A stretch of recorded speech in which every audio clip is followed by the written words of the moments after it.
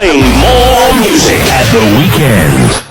You're listening to only the best internet radio station, Kofi FM. Shalom and welcome to City of Faith Apostolic International Ministries with Apostle Miracle Prince, the president and producer of the Voice Daily Devotional Broadcast. Time for the Word.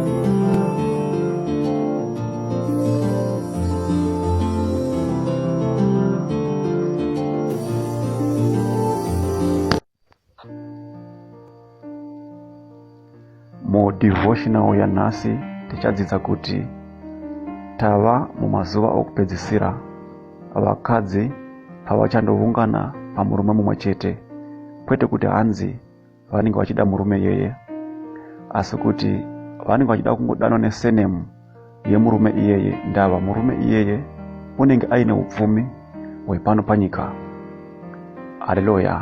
Nokuda kwokuchiva munoenda pane dzimwe nzvimbo dzamunenge musina kunzi muende naMwari, ndava munenge machiva zvinhu zvamusingazive kuti zvakabvepi. Haleluya! Ityai Mwari, lemekedzai Jehovha, zivai kuti zvose zvamungapinda mukati mazvo, kana Mwari asina kuzvitaura hazvina kwazvinoenda. Nokuti pano apa kana ukaverenga Isaiah chapter 4 verse 1 inoti, nezuva iro vakadzi vanomwe vachabata murume mumwe vachiti, tichadya zvokudya zvedu, tichafuka zvokufuka zvedu, tinongoda kudanwa nezita rake bedzi. Haleluya! Kana vachinzi vamoyo vanoda kungodanwa nesenemu yekunzi avo ndivo mai moyo. Kana vachinzi vagono vanoda kungodanwa nesenemu yekunzi avo ndivo mai gono, but they don't mind kuti tiri vangani pamunhu iyeye. Haleluya! Zvinokonzerwa nokuda kwokuchiva. Kana munhu akapindwa nemweya wokuchiva, anoita zvinhu zvisinei naMwari mukati muupenyu hwake. Haleluya! Vazhinji vedu vanongoda kungodanwa nemutupo bedzi kunzi mai moyo, mai gono. Haleluya!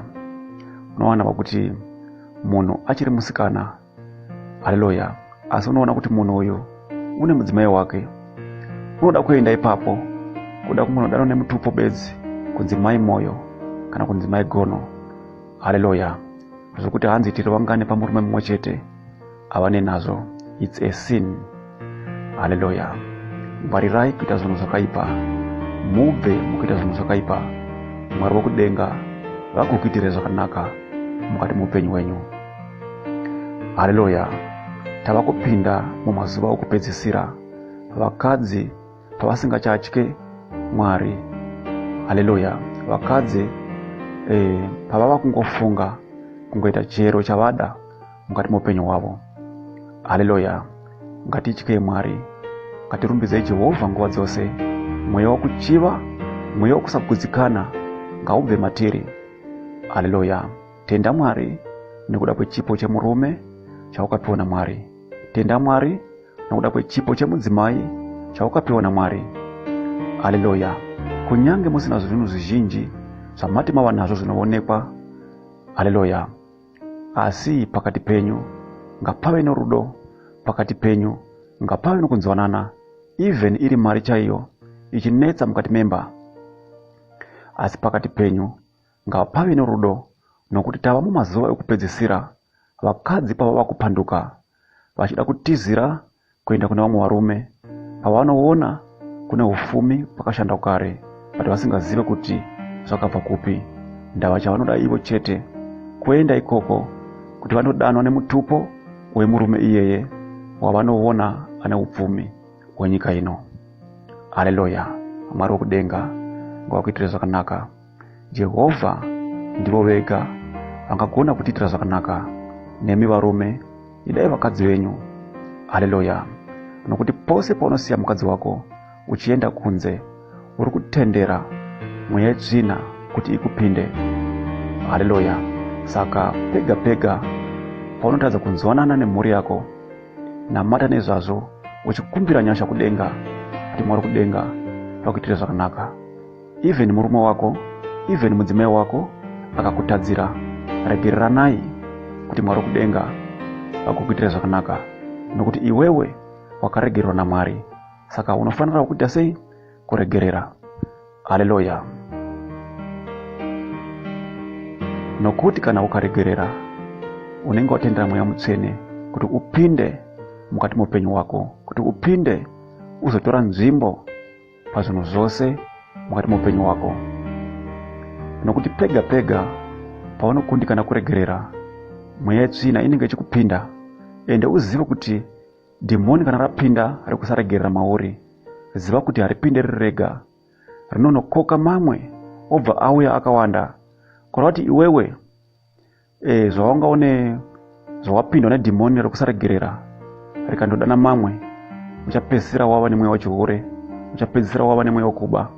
Ndava dhimoni iroro rekusaregerera parapinda mauri harina kuuya riri rega, atozouya akawanda.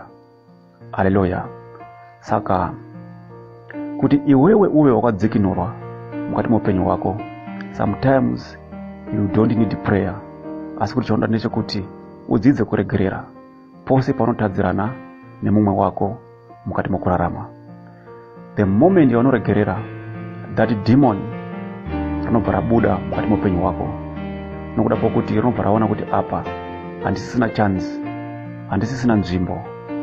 Haleluya. Saka even ukanamatirirwa nemunhu waMwari anenge akunamatirira, kana iwewe usina kupupura pamberi paMwari kuti shuwa munhu ndamuregerera, that demon rinoramba riripo even wanamatirwa nemunhu waMwari. Saka pane zvinhu zvinofanira kuti zvinzwisiswe nevanhu vaMwari. Haleluya. Pega pega paunonamatira munhu ane mweya yetsvina, chokutanga haizi nawe kuti hanzi tokasta demon riri mavari, but chokutanga ndechekuti vanhu ivavo vaviri vanofanira kupupura pamberi paMwari kuti ini ndakatadzira uyu, saka Mwari ndave pamberi penyu kuzopupura. Kunyange zvisiri izvozvo, kana munhu iye pane zvaakatadza, unofanira kuti apupure pamberi paMwari kuti ini neMwari ndinokumbira ruregerero, ndakakutadzirai. Haleluya. Wanzi wangodaro, that demon ranga rakakonzera dambudziko rauri mukati maro iroro, ipapo rinobva ratobuda mauri usati watoiswa even mavoko. Haleluya. Asi kana ukatya kupupura pamberi paMwari, uchipupura zvisadzo zvako, even ukanamatirwa, that demon rinongobuda zvenguva idzodzo, but later on robva razodzoka zvakare. Ndosaka iye uchizoona kuti munhu akanamatirwa this week, but next week the same problem yakanamatirwa iya yakamboita sekuti yapfuura, yadzoka zvakare. Why? Nokuti munhu uyu akanamatirirwa asina kupupura zvitadzo zvake. Haleluya. Saka the way yokuvharira madhimoni kunze ndeyekuti isusu sevaKristu tinofanira kupupura nekuregererana kana tichinge tatadzirana mukati muupenyu hwedu. Kana uchinge watadzira mumwe wako, pupura nemuromo wako kumunhu iye uchimukumbira ruregerero kuti I'm very sorry, takakukanganisira. Zvakare ubva wapupura futi pamberi paMwari kuti I'm very sorry Mwari, takakukanganisirai. Uchaona Mwari kudenga vachikuitira zvakanaka mukati muupenyu wako. There is no way madhimoni paangarega kupinda mukati muupenyu wako kana iwewe usingagoni kuregerera. Asi kana iwewe uchigona kuregerera wose vanokutadzira, sezvo Bhaibheri richiti regereranai sezvo imimi makaregererwa kuna Mwari. Haleluya. Sezvo iwewe usingagoni kuregerera, madhimoni awambofoka mavharira kunze mukati muupenyu wako, anoramba achiuya ndava mauri iwewe muchine nzvimbo yokuti madhimoni auye mauri. Haleluya. Saka sometimes unogona kunamatirwa nemufundisi achidzinga mweya uri mauri, mweya wechihure uri mauri iwewe, mweya wakakonzera kuti iwewe uve nematambudziko mazhinji mukati mumwiri wako. Right. Iwewe uri munhu anofamba anoda vakadzi, anoda varume, and now you have a sickness in your body. for you to be delivered from that sickness, unofana kuti upupure pamberi pa Mwari kuti Mwari ndakakutadzirai zvose zvandakaita neizi neizi, asi ndauya pamberi penyu ndichiita ndichazodzokorerezve ndiporesei. Right. Mwari wakudenga vanobva vakunzwa ipapo vakabva vakuregerera, nokuti Mwari kunyange uine zvivi zvakakura sei, kunyange uine zvivi zvakatsuka seropa sei, Mwari wedu atinonamata vanoregerera. Saka iwe ukauya pamberi pa Mwari uchirevesa uine moyo wakavhurika uchiti Ishe ndiregererei, ndakakutadzirai, ipapo Mwari ari kumusoro kudenga vanobva vakuregerera. Haleluya. Why? Nokuda pokuti wapupura. Number 2, Jesu paiporesa vanhu vainamatira aivataurira kuti you are healed but sin no more. Waporeswa but usatadza zvakare. Why Jesu aitaura seizvi? Ndava waiziva kuti after akunamatira ukandohura futi, kana iwe wanga wakarohwa nesiki, kana wanga wakabatwa nesiki pauri ipapo, ukandohura futi zvakare, that sickness inodzoka futi. Saka Jesu now after akunamatira anobva ati sin no more, kuitira kuti that same problem isadzoka. Right. Wanamatirwa iwewe na man of God or na woman of God nokuda kwedambudziko ranga uri mukati maro, the first thing kupupura pamberi pa Mwari kuti Mwari kudenga vakuregerere. Number 2, kurega kudzokorora zvawaimboita zvakakonzera kuti iwewe uve nedambudziko mukati momuviri wako, because after wanamatirwa ukandotanga kuita futi zvechipfambi, that sickness inobva idzoka futi zvakare, because that sickness kuti ive mauri, it was a demon. So pega paunoita izvozvo uchiita fornication, that demon rinobva radzoka zvakare. Saka zvaonekwa kuti last year kana kuti last month wakanamatwa namufundisi, kana iri check up, mboenda kucheck up kwaonekwa kuti wanga wapora, but now zvadzoka futi zvakare. Why? Because wanodzokorera the same sin yawakaripenda pamberi pa Mwari uchiita ndichazviti zvakare, Mwari wakakuporesa. Uzive kuti uchitaura kudaro madhimoni anenge akateerera zvaunenge uchitaura. Saka akazoona futi iwewe wakundoita that sin, that same sin, madhimoni anobva aona kuti waputsa chitsidzo chako neiwewe naMwari, anobva adzoka futi beki. Alright. Chandoda kuti uzive ndechekuti tiri mumazuva okupedzisira. Vanhu pavava kurasika, vanhu pavava kusada Mwari nemoyo wavo wose, nyika yarasika, takusvika pakuguma kwenyika. Haleluya. Vanasikana havacharare mudzimba, vakadzi vevanhu vava nezvikomba, varume vevanhu vava nemagirlfriend kunze. Tava mumazuva okupedzisira, asi Jehovha tikadzoka pamberi pavo tiine kurevesa, tikati Baba takakutadzirai, tikati Jehovha takakukanganisirai mukati muupenyu hwedu, Mwari vanotiitira zvakanaka. Haleluya. Asi after tadaro ngatichireka kudzokora the same sin yatakaita, those demons anobva adzoka zvakare mukati muupenyu hwedu. Saka chingaita kuti isusu timendene our deliverance, kusadzokorera the same sin yatakamboita uye yatakambokonfesa pamberi pa Mwari kana kuti pamberi pavadikanwa vedu, tichiti hatichadzokorera zvakare, but tozoonekwa tava kudzokorora, that problem will come again. Hallelujah. And most of people vanobvunza kuti ko zvinombofamba sei kuti now like Dream Church now munhu anamatirwa this week abuda demon, next week obuda futi demon zvakare. Kurava kuti paya mufundisi paidzinga demoni iri rakanga risina kuenda here? Aiwa, demoni raidzingwa namufundisi. Rakaenda pairidzinga, but richiri kudzoka ndava wacho akanamatirwa wakanga asina kupupura maringe neupenyu hwake. Pane zvaakavanza zvichiri mumwoyo wake zviri kukonzera kuti madhimoni aramba achiona kuti achine ugaro mukati memwoyo wake. Haleluya. Number 2, kudonha muchechi uchinamatirwa namufundisi does not mean kuti une demoni. Haleluya. Sometimes you can fall down because of the force of gravity. Because kana ukasangana neuvepo hwaMwari hauramba wakamira unodonha.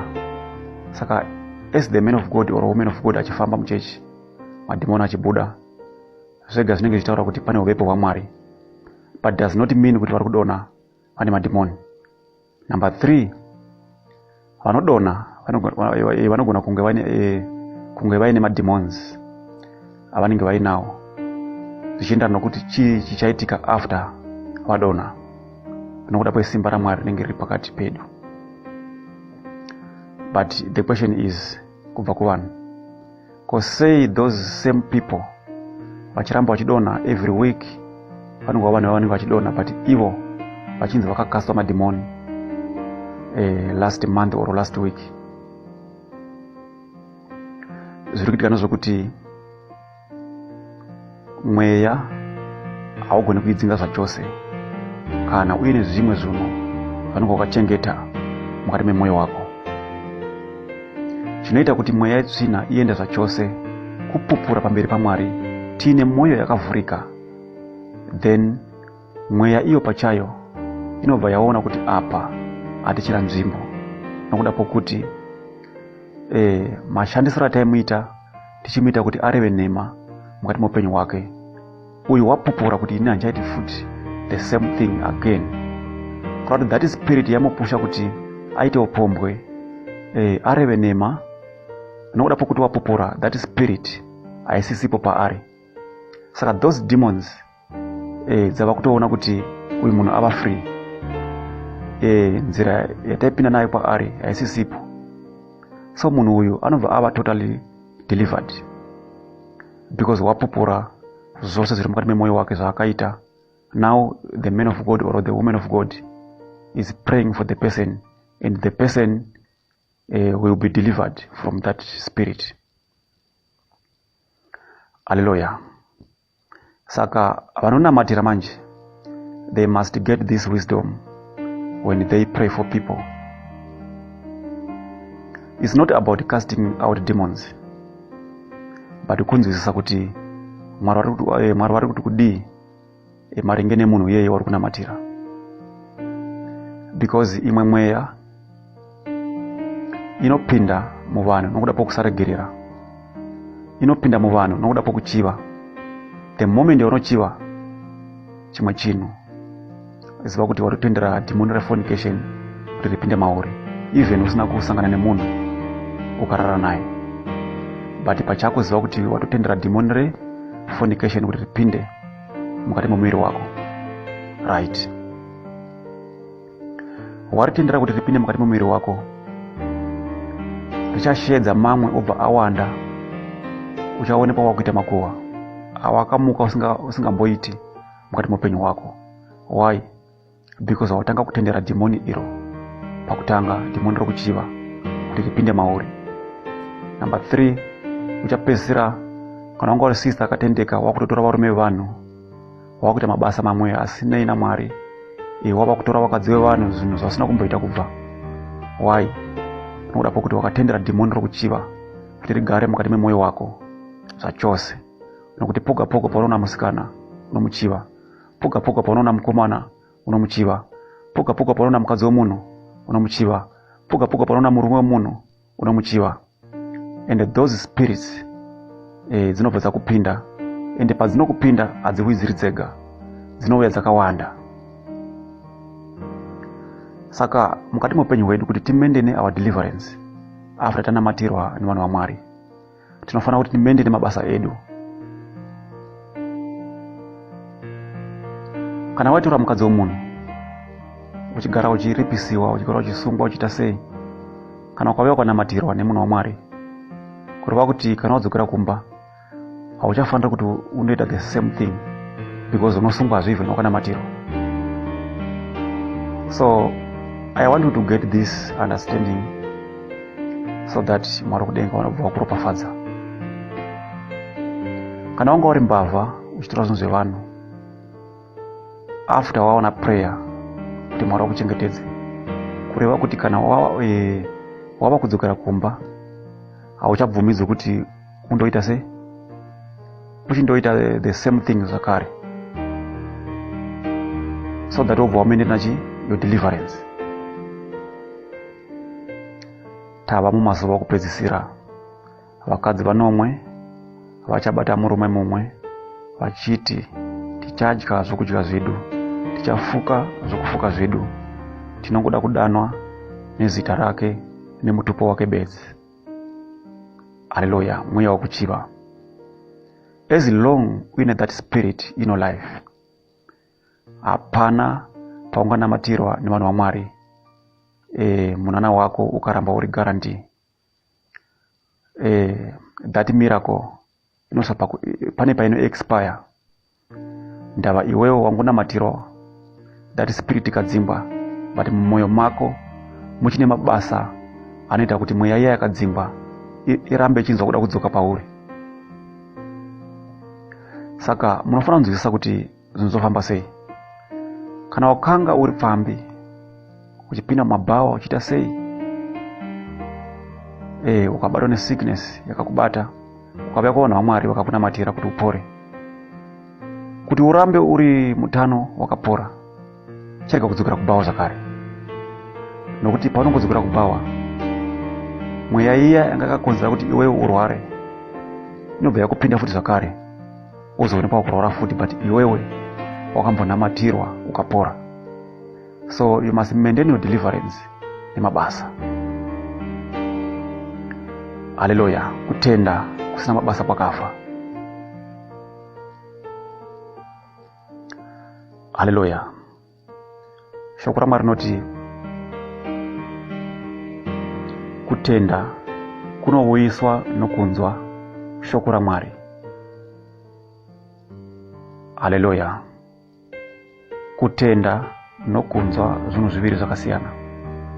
Unogona kutenda but usinganzwi voice raMwari, saka kutenda kwako kunobva pava pasina.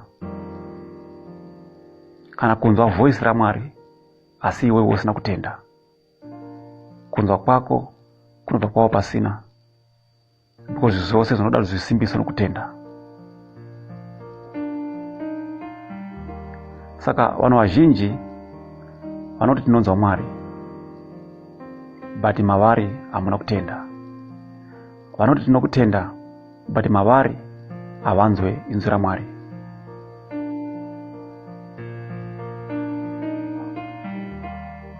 After wawana deliverance mukati muupenyu wako, you must maintain your deliverance kuburikidza nemabasa. Kana wanamatirwa marriage yako yanga isiri kufamba zvakanaka, kana iwewe wairova mudzimai, kana kuti kana iwewe waitoka murume, after wanamatirwa, kureva kuti kana wava kudzokera kumba hauchandotukwi murume, hauchandorove mudzimai, kuitira kuti zvaida kuitika izvo zvokuti mukadzi aende kana kuti murume wako akutize zvichirega kuramba zvichida kuizoitika mukati muupenyu wako. Nokuti ukadzokorora futi the same thing, murume anoenda kana kuti mudzimai anoenda, yeti iwewe wakabva kunamatirwa last week. Kutenda kusina mabasa pakafa. Kutenda kusina kunzwa inzwi raMwari hakuna zvakunoreva. Kunzwa inzwi raMwari kusina kutenda hakuna zvakunoreva.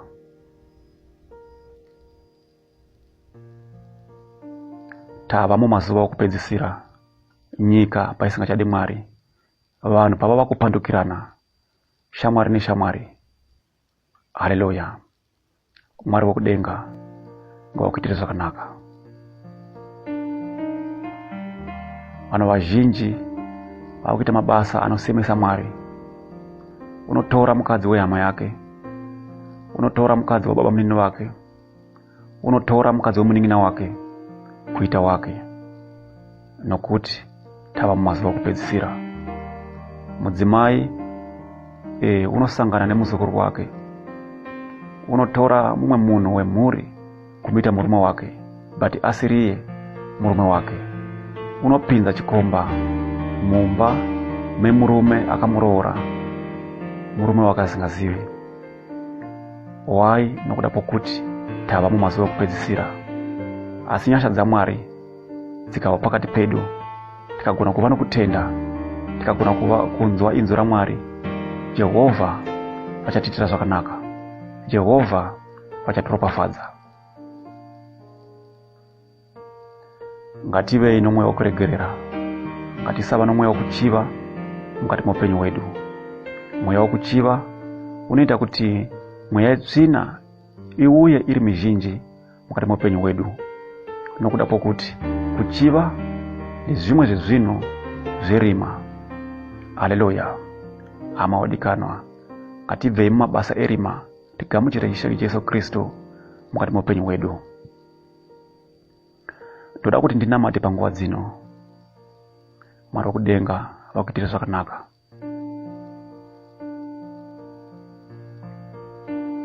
Baba, ndinokutendai, ndinokurumbidzai Jehovha nokuti makatendeka. Ava vana venyu vasimbisei Jehovha pakusatenda kwavo. Itai kuti Baba vanzwe inzwi renyu Baba pamunotaura navo.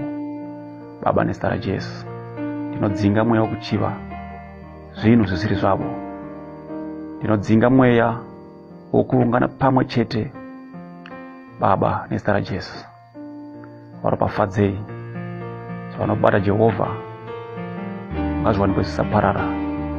Baba, nezita ra Jesu chengetai vana venyu, varegerei Baba zvose zvavakatadza mukati mokurarama kwavo. Baba, nezita ra Jesu, amen.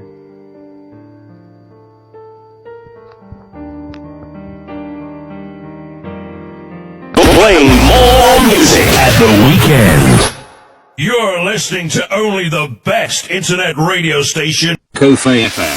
Thank you for listening to today's daily devotional broadcast audio. We encourage you to share this audio with friends and contacts. Also, don't forget to let people know about Apostle Miracle Prince. You can download our daily devotional broadcast audio on YouTube, or you can contact us by this number +27619164897. Shalom. Let's touch lives together.